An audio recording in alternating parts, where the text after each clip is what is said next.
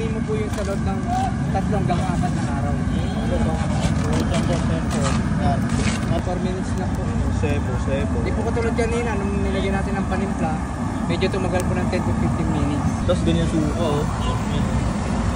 Ngayon po, nagmahal na po yung sili, sir. Sir, magkano yung order mo, sir? 30 po, dati po may 10, may 20. Ngayon po, medyo nagtaas na po yung mga ano natin. Kasing 30 na po siya. Sir, literal na sebo talaga yan, sir? Yes, sir. Sebo ng... Taba po ng baka. Taba ng baka. Ayun, oh. Sarap niyan, boss. Sarap na. Oh, sheesh. Tapos ganyan suka, oh. Ngayon po, nagmahal na po yung sili, sir. Ito, no?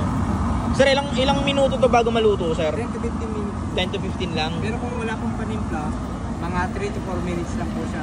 Luto na kaagad. Gaano to ka-crispy, sir? Sobrang crispy, sir. Ito, tumutunog pa. Ayan, sir. Sir, inuwi ko lang, sir. Sige po. Yun, oh. Pwede niyo po tikman. Sige, sir. Huwag lang po akong mayari. Huwag lang mayari, sir. Isang legendary na nagtitinda dito ng Ayaw mo. Ako na kakain. First time ko kakain na ito, sebo-sebo daw ito tawag dito. Naiiwan ko yung Nasasawa ba? suka yan. Na sebo-sebo. Hindi mo sarap eh. Masarap yung lalo yung suka. Lagyan mo suka. May timpla na siya eh, kahit walang suka eh, masarap siya eh. Pero literal na sebo-sebo talaga. Masarap. Promise. Sir, anong oras ka nagbubukas dito? Ngayon po. Crispy siya. Christmas po. Certification. May amoy lang na mango lang. Pero kapag normal Mango, pero masarap. Promise. Karyedo po. Try mo sa suka. Pwede sa opo. Saka Dami bumibili yun. bihira na lang po, naagawan ko ng ibang produkto katulad Sarap. ng mga kapanis. Guys, dito lang sa 168 Mall. So, anong oras yung bukas? Shopping mall.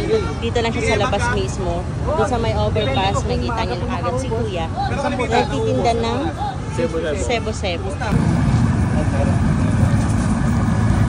Sir, bili na po kayo, sir. Ulit po yan, sir. Mura lang po yan, sir. Ito po yung tinatawag dito ng sebo, sir. Sebo-sebo.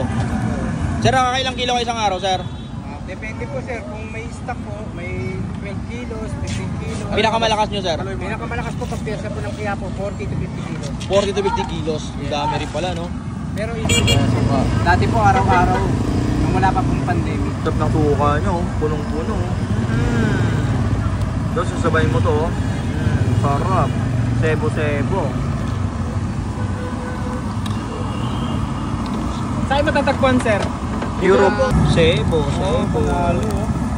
Literal na sebo ng baka. Sebo ng baka yan, mga kalaki. Pwede pang pulutan. Pwede pang ano, sir? Pwede pang ulam, sir?